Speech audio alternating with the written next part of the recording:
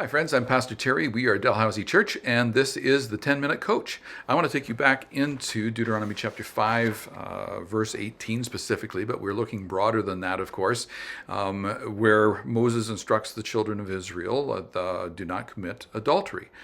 When Ann and I were engaged to be married 36 years ago, so this past April, we celebrated our 35th wedding anniversary. We did it kind of in a low-key way, but when we were preparing for marriage, the pastor that married us, our pastor at the time, Pastor Doug, encouraged us he insisted that we have some pre-marriage counseling. It's something that I've done ever since with any couple that's asked me to marry them. I think every church, most churches at least that I've been a part of, that was a requirement. If a pastor here is going to marry someone, there has to be some pre-marriage counseling.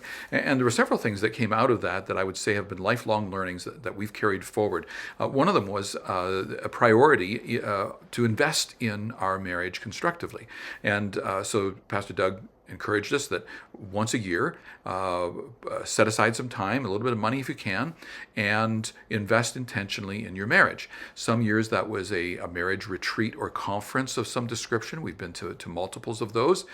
Some years it was reading a book together on marriage. We started that practice when we were engaged, reading to one another while we were trying to work through some of the pre-marriage curriculum. In our early years of marriage, we didn't have a dishwasher, and that was my out to not have to do dishes, was to be able to read to Anne while she did dishes. It didn't always work. Sometimes I did dishes too. I do lots of dishes now.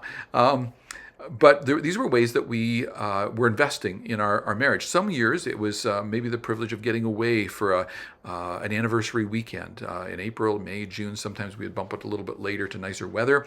But it was the idea was to prioritize the relationship. This is a significant relationship. The other thing that we attempted to do came out of one of the books that we read way back then. It's still a book that is His Needs, Her Needs, Building an Affair-Proof Marriage by Willard Harley. Now, I've read lots of books on marriage over the years, and this is one that I multiple times I've seen other authors quote. And there's a concept that he introduces us to in this book, which is the love bank. And it's this idea that you're always making deposits or withdrawals from one another's love bank, and other people are also making deposits and withdrawals. And if you and your spouse end up with a negative balance, your marriage is at risk.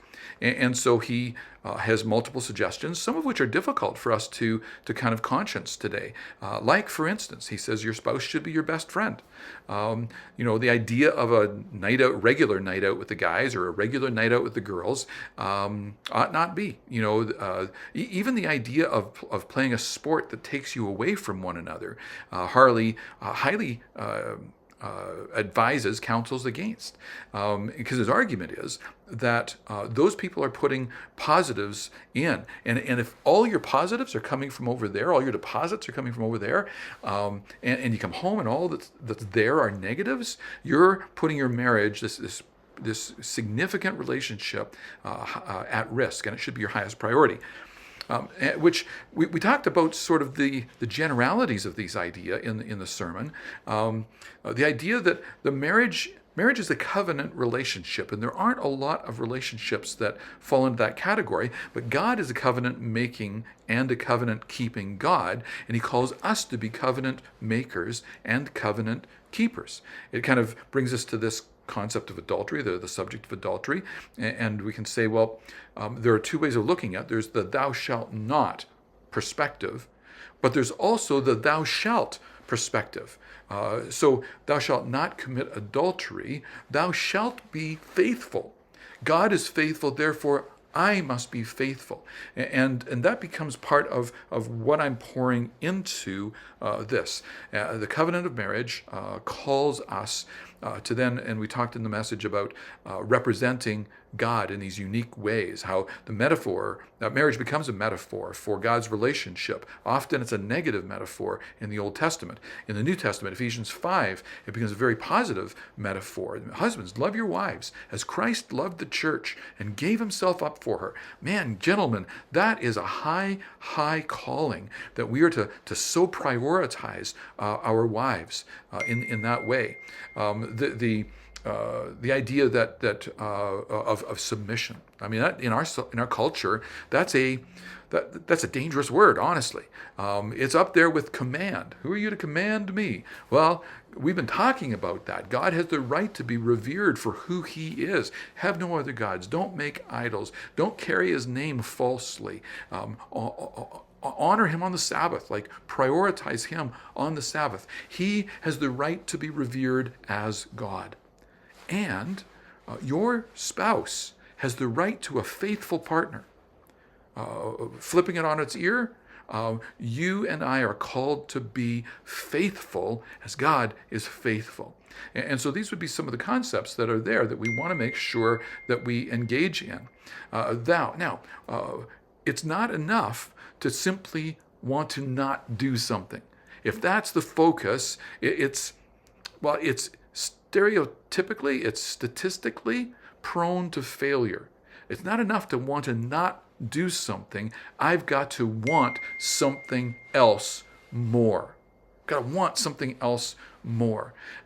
And so avoiding the sin with a resolve against thou shalt not, it has this kind of try harder stance. It's not nearly as effective nor as fun as setting a preferred vision. What is it I want?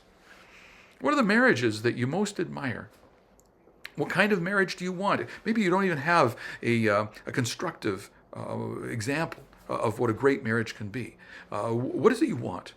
I want a best friend. I want a confidant. I want a lover. I want someone who is on my side. We're on the team together. We are those who are caring for one another, serving one another, growing old together. Man, if that's not a country song, I don't know what is. That we get this privilege to do life together, to know one another intimately, to carry that forward. And then if God were to bless, to invest what He's invested in us into the next generations. What an amazing gift this is. And of course, we talked about why marriage in the message on Sunday, and fundamental building block of society, right from the dawn of time, and then in the nation of Israel, when it became part of the Mosaic Law, it becomes part of the building block there. And we talked about the need for a sexual ethic. There is an ethic associated with sex, sexual intimacy, that is not biblical in our world by and large. Now, that's not a new reality, friends. Man, if you read the pages of history, it is scandalous at how used and abused this gift of sex is. It's wonderful in its appropriate and proper application in heterosexual committed marriage. But of course, it gets exploited and used and abused. I talked a bit about that. And I think this is where we need to get a little more comfortable talking about it in the Christian community, in the Christian family. Because if all our kids get is sort of this other messaging from the world, man, we're setting them up for failure. And so we need to not just talk about the thou shalt nots, but what's this greater vision for a wonderful marriage relationship? And if you're not in a marriage relationship right now, and maybe you want one, but it's been elusive, or you had one and a spouse has passed, or the marriage has failed, I'm so sorry. Like, I know that those are painful situations, and I'm asking you to be an advocate for what a great marriage can be, even how you can partner together. I've been in multiple small groups over the years where we had some married couples, some with family kids, some single couples.